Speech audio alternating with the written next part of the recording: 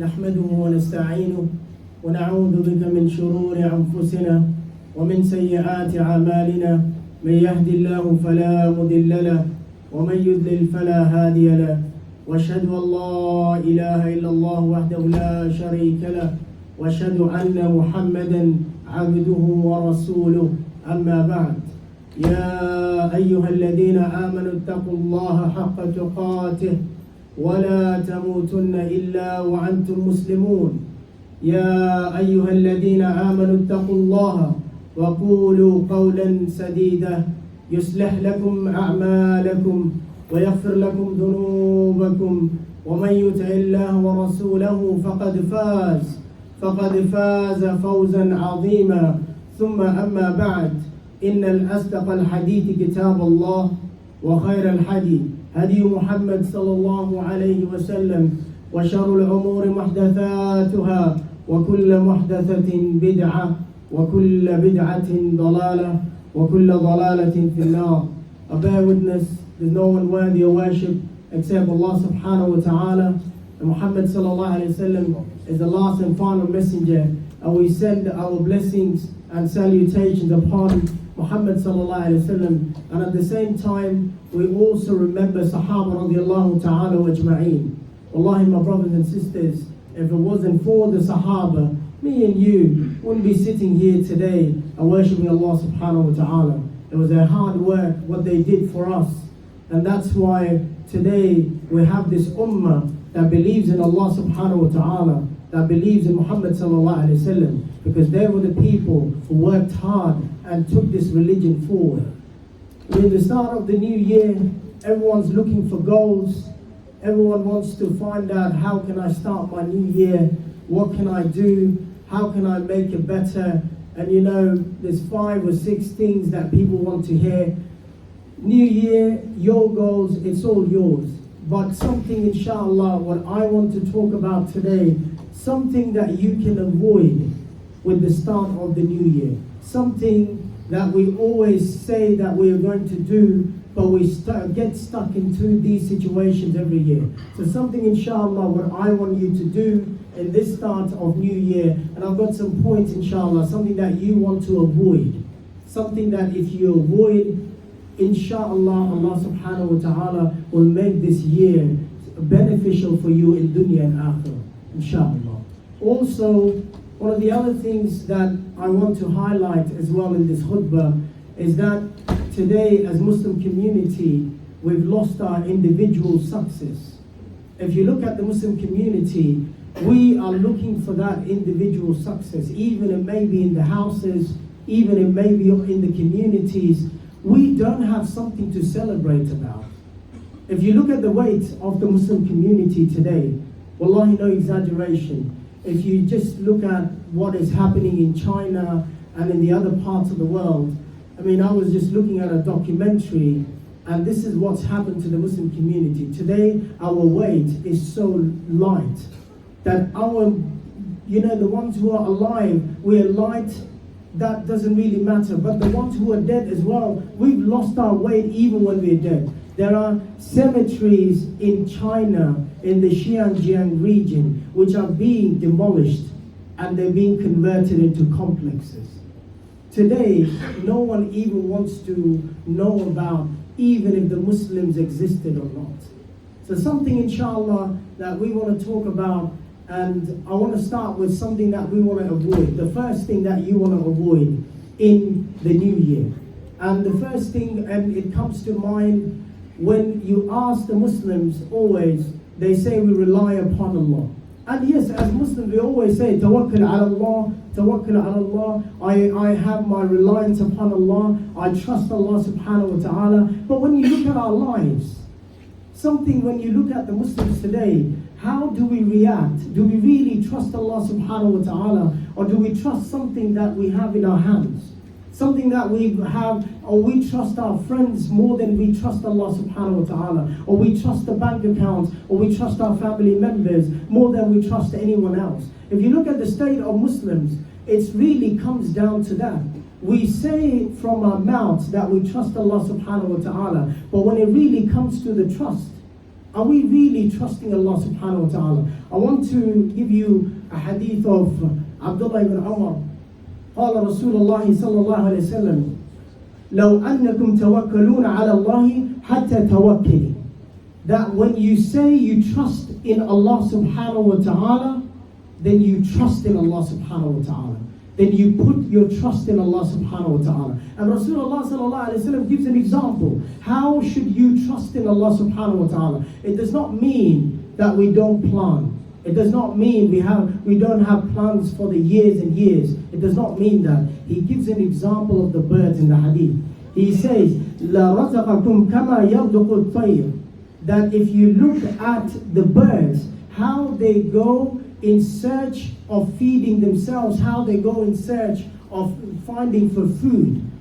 And he mentions in the hadith, it carries on, he says, تَعْدُ خِمَاسًا وَتَرَوْهُ بَطَانًا. That they go out hungry, but when they come back, their stomachs are filled. Something that we need to go back to the basics. When we say, Ya Ikhwani, when we say we trust in Allah subhanahu wa ta'ala, then we should trust in Allah. Then we should trust more than what we have in what Allah subhanahu wa ta'ala is giving us, or what Allah subhanahu wa ta'ala is destined for us. That tawakkul really should be like, no matter what happens to us, we know Allah's help is there. Allah will come and Allah will provide His help. And really, something that we have forgotten. And now, it comes to the second point that I want to say to you guys to avoid. As Muslims today, mashallah, we live our lives as if we're not going to die. And I'm being very honest. We live our lives, we always have goals for tomorrow. What am I going to do tomorrow? You look at the children as well. We've got children over here. If you ask them to do homework, they say, I've still got tomorrow.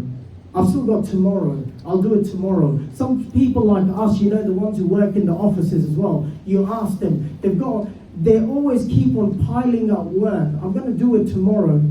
I will do it tomorrow. We don't have goals for today.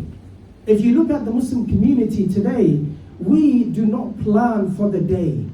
We do not have anything that we want to do today. We do not wake up with goals. I want to achieve this. I want to achieve this. I want to pray Fajr. I want to pray Qiyamul Layl. I want to do this. We don't have any of those plans. We do not even plan our evening when we come back. I want to sit down with my son. I want to sit down with my daughter. I want to sit down with my wife.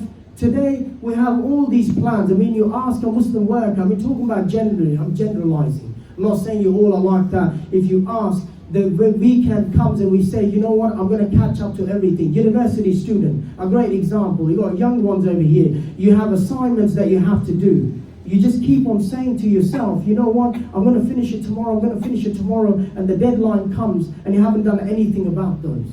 And so Muhammad sallallahu alayhi wa sallam, and this is a hadith of Rasulullah sallallahu alayhi wa sallam, and Abdullah ibn Mas'ud, قال رسول الله صلى الله عليه وسلم إن الله إذا عمل أحدكم عملا أن يتقنه. Rasulullah sallallahu alayhi wa sallam says, if you do any action, you do it perfectly. No matter what you're doing, even if you're planting a seed, you do it perfectly. Even if you're teaching your son how to write something, you do it perfectly. But how am I going to achieve this?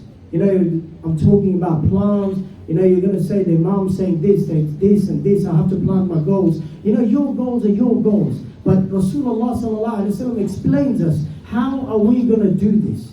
How can we in our lives achieve our goals and we plan daily? One of the amazing hadith comes to mind, and a man is just about to enter the masjid. He's about to enter the masjid, and he's got a camel. He says to Rasulullah sallallahu alaihi wasallam that, should I trust in Allah subhanahu wa ta'ala and leave the camel here, or should I just come in and tie my camel before I come in? And Rasulullah sallallahu alaihi wasallam explains and gives him the lesson for his life. He says, "Iqilha wa tawakkal." He says, tie your camel and have trust in Allah subhanahu wa ta'ala. So when you go and when you come to the masjid to pray Jum'ah, very lame example. You don't keep your cars, the windows open. It's raining as well. When you're going to go, you're going to find your seats wet. You make sure you wind your windows. You make sure you lock your car and then come to the masjid. Exactly like your lives. When you start your day, you make sure you've got the day ready. You plan for it. Do not say, you know what, the Shaykh just said, tawakkul ala Allah, that I should rely upon Allah. It does not mean you don't fly. The birds flew in order to get the food. So we also have to fly. And the fly, the metaphor for us, we also have to work in order to get there. And the third point that I want you to be very careful, this is something very close to my heart, because when you are a khatib, you get many negative people. Today, we're social human beings. Let's just not shy away from that. As Muslims or non-Muslims, we all need people to hang out with. So, today being social people, we've got friend circles that we hang around with. And these friends, if they are negative, they have a very bad impact on us and our lives. And if these people are positive, they have a great impact on us. We're emotional human beings. If you do something and if you're trying to achieve something, your friend's going to say to you, you're never going to achieve it. And you know, well, there was a bushfire season, alhamdulillah, the rahmah of Allah subhanahu wa ta'ala has come down. We thank Allah subhanahu wa ta'ala. And in that season, if some community, let's say Minchinbury, wanted to do something, and then some people said, brother, what are you going to do? You're going to feed all the RFS people, but don't think it that way. Be positive in life. Be positive. And that comes to another hadith of Rasulullah sallallahu alaihi wasallam. Al-mar'u ala dini khalili, falyanzur ahadukum man yukhalil. One of the amazing hadith of Rasulullah sallallahu alaihi wasallam. He says, a man's upon the religion of his friend. So be careful who you take as a friend. And subhanAllah, if you go into the seerah of Rasulullah sallallahu alaihi wasallam, if you know the seerah really well, Uqba ibn Abi Mu'ayt, the one of the kuffar who was the staunch enemy of Rasulullah sallallahu alaihi wasallam, he aslimed, he accepted Islam when Umayyah ibn Khalf was not around. When Umayyah ibn Khalf came back, he said to Uqba, did you accept Islam? Did you accept the message of Rasulullah sallallahu alaihi wasallam? And he said, yes, I did. He said, if you want to be my friend, you have to do two things. You have to go and spit on the face of Rasulullah sallallahu alaihi wasallam. And at the same time, you have to denounce this religion of Islam. And today, when we hang around with the negative people, we all know what happened to Uqba ibn Abi Mu'ayt. And this is what he did in order, Ya'adu Billah Ta'ala, in order to come out and go and do what his friend said. Today we hang around with these negative people, or many negative people around us. You know, no matter what you do, people, if they are not happy with your success, they will be negative. And it comes to another example. You know, a king had a dream. This king, in his dream, he saw his teeth were falling off. He went to an interpreter and he asked him, what does this dream mean? This man said, you know what, it means you're going to die. The king got very angry. He said, before I die, I'll make sure you die as well. And then he goes to another one. And he says, what does this mean? He says, king, you're going to have a great life. You're going to rule the people. You're going to look after us. Everyone's going to be so happy with you. Eventually you will die. He says, you're a good man. I'll reward you. So choose your words. When you are around people, don't be negative. This Muslim community has been negative for many years. This is something that we have to avoid. We have to be positive people. Ad-deenu tafa'ul. Rasulullah sallallahu alayhi wa sallam was a positive man. And subhanAllah, when in Sulh al-Hudaybiyah, when they were negotiating with people, he said, who is coming? And Abu Bakr Siddiq said, it's Suhail ibn Amr. He said, Alhamdulillah, sahlu amrukum. He says, Alhamdulillah, now our affairs are going to be easy. So really, we have to stay away from these negative people. And I come to the point number 4, is getting frustrated every time when we do something. We all have been through that. Everyone that sits over here, we've got goals in our lives. We all go through those goals and we get frustrated if we don't achieve it. We start blaming the qadr of Allah, or Allah subhanahu wa ta'ala did not destine it for me. We start doing this, or because of that man, this goal did not happen, or because of this person, this did not happen. And we start, becoming lazy, and we start getting away from the success. Remember, Allah subhanahu wa ta'ala did not promise you success tomorrow. Allah did not promise you success day after tomorrow. Success will come, but we have to do our work. We should not shy away from the work that we have to do. And that it brings me to another hadith of Rasulullah sallallahu alayhi wa sallam. He says, "Al-mu'minu qawiyyun khayru wa habbu ila Allahi min al-mu'mini da'if." So he says that a strong believer is better and is more beloved to Allah subhanahu wa ta'ala, more than the one who is weak. And then in the same hadith he says, وَفِي كُلِّ خَيْرٍ. He says, alhamdulillah, even if you are weak, even if you cannot get somewhere, he says there is khair in both of them. It's not that, okay, Allah does not love a weak believer. It does not mean that. It means Allah has more love for the ones who strive, who don't give up. The ones who do not get, lazy. When they do something, they achieve it. They go for the results. They go all out for that. And that's how we should be today. We should not be lazy people. We in the community, there's so much to do. And so many goals that you've had in your mind. Everyone that sits over here, you wanted to probably write a book. You probably wanted to do something. You wanted to open a business. But it didn't become successful. Why? And you lost hope in that. And now you never try for it. And you always blame the qadr. You always say the time is not good. Or Allah subhanahu wa ta'ala did not destine me to do that. And subhanAllah, in the same hadith, he says, Allah subhanahu wa ta'ala is saying, وَاسْتَعِنْ بِاللَّهِ وَلَا تَعْجَزْ. He says, seek help of Allah. And do not be lazy. Do not ask for your, keep on saying, giving excuses to yourself. And do not say that. Do not do this.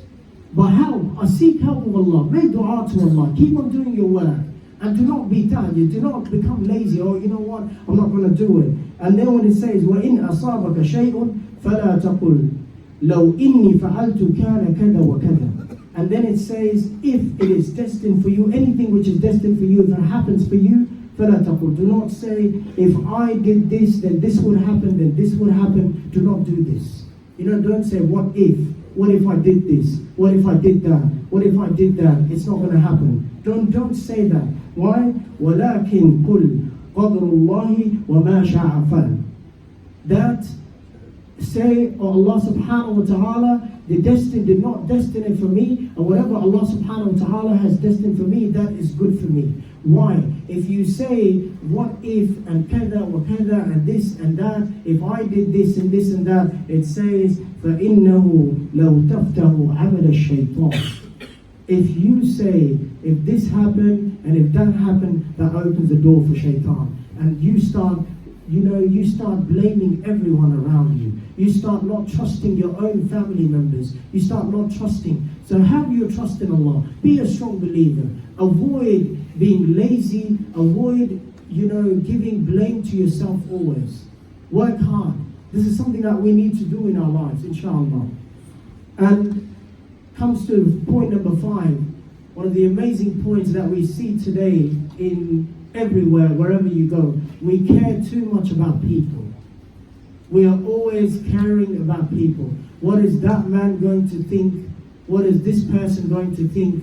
What is that man going to think? What is my cousin going to think? What is my neighbor going to think? SubhanAllah, it comes to a great point. Today we worry about insan more than we worry about Allah subhanahu wa ta'ala.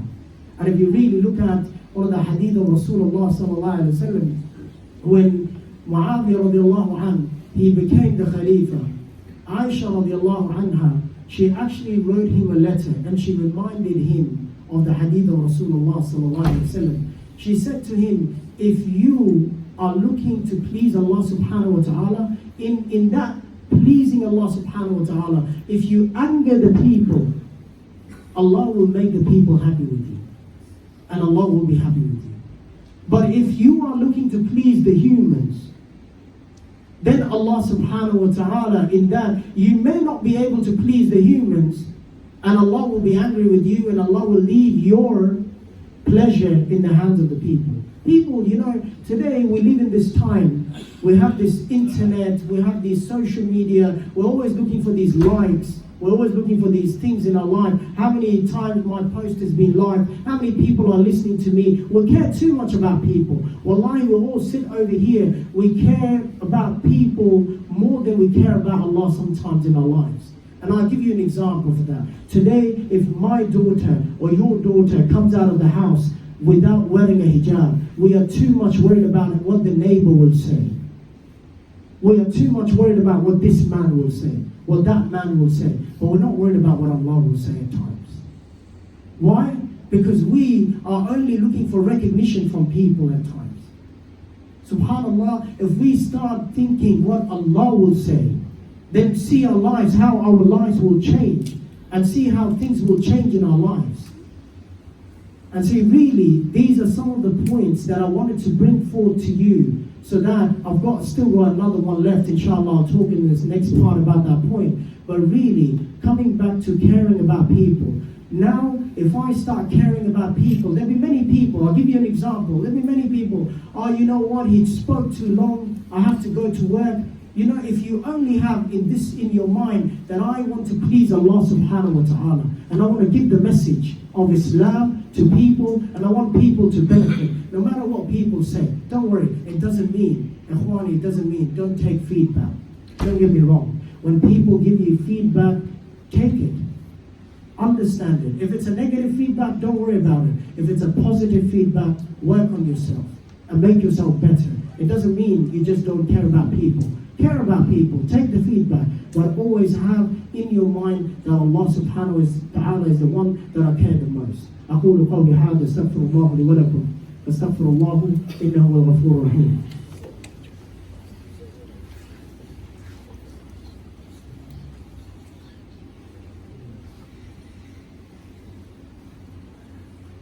اللهم صل وسلم على نبينا محمد وعلى آله وصحبه أجمعين برحمتك يا أرحم الراحمين. So really coming back to the last point, and this is something that we all struggle with, and this is none other than change. Change is something that we all avoid in all circumstances. No matter what happens in our lives, change is something we find it very hard to accept in our lives. And subhanAllah, if you look at the people who are going through difficult times in their lives, they are avoiding change because they're comfortable with the pain. And they do not know what is going to come after that.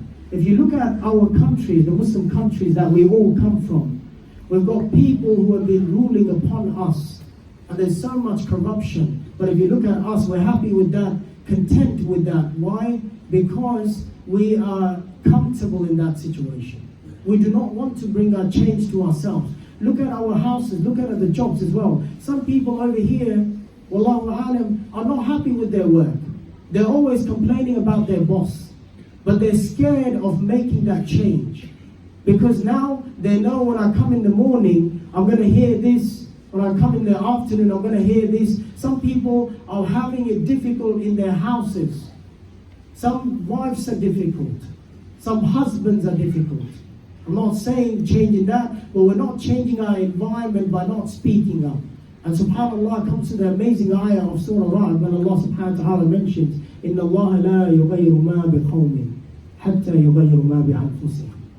And subhanAllah, an amazing example. Allah subhanahu wa ta'ala is telling us that Allah never changes nations until those people start changing themselves individually. We all have to change ourselves individually. You know, often we worry too much about what, am I going to make a difference to the whole world? Am I going to bring a change to the whole world? I'll give you a short story and I'll finish on that. One of the amazing stories that I've ever read, it's a man, he's walking on the shore and he sees thousands of starfishes and they're just lying on the shore. And he sees these starfishes and he sees on a distance there's a little boy. He's throwing the starfishes back in the water. And if you don't know what happens to the starfishes when they're on the shore, when the sun comes out, it burns them. So that's why he's throwing them back in the water. And so the man says to him, do you think you're going to throw all these starfishes back in the water? Do you think you're going to change everyone's life? The boy's got a starfish in his hand and he chucks it in the water. He said, I've made a difference to that one. And the man was amazed. He said, me and him started throwing starfishes till the sun came out. Start making difference in the community. Make a difference in your house. If your life is miserable at house, make a change from there. Don't worry if no one knew in the community. If people knew you in your house as a great man, and subhanAllah, you will die as a great man. Why? Because your family will make dua after you. Some people want to make difference in the community, but when you look at their own lives, they're miserable at home. But if you look outside, everyone respects them, and they go back home and they're miserable. They don't want to change that situation. So really, brothers and sisters, we're in a time of change. So we have to make this change. And remember, when Allah subhanahu wa ta'ala is saying to us, إِنَّ اللَّهَ لَا يُغَيِّرُ مَا بِقَوْمٍ حَتَّى يُغَيِّرُ مَا بِأَنفُسِهِمْ. We have to start changing. اللهم اهدنا فيمن هديت وعافنا فيمن عافيت وتولنا فيمن توليت وبارك لنا فيما أعطيت وقنا واصرف عنا بفضلك شر ما قضيت فإنك تقضي بالحق ولا يقضى إليك فإنه يذل من ولعيت ولا يعز من عاديت تباركت ربنا وتعاليت لا ملجأ منك إلا إليك لك الحمد على ما قضيت نستغفرك اللهم ونتوب إليك نستغفرك اللهم ونتوب إليك اللهم اغفر لنا وللمؤمنين والمؤمنات والمسلمين والمسلمات ومنهم الأحياء والأموات اللهم انصر الإسلام والمسلمين اللهم انصر الجماعة الموحدين اللهم كن لإخواننا في مصر يا رب العالمين وفي لبنان يا رب العالمين وفي باكستان يا رب العالمين وفي بنغلاديش يا رب العالمين وفي هند وفي شين وفي كل مكان يا رب العالمين اللهم ثبت قلوبنا اللهم ثبت أقدامنا يا مقلب القلوب ثبت قلوبنا على دينك وثبت أقدامنا على دينك يا رب العالمين ربنا ظلمنا أنفسنا وإن لم تغفر لنا وترحمنا لنكونن من الخاسرين يا رب العالمين ربنا آتنا في الدنيا حسنة وفي الآخرة حسنة وقنا عذاب النار أقيم الصلاة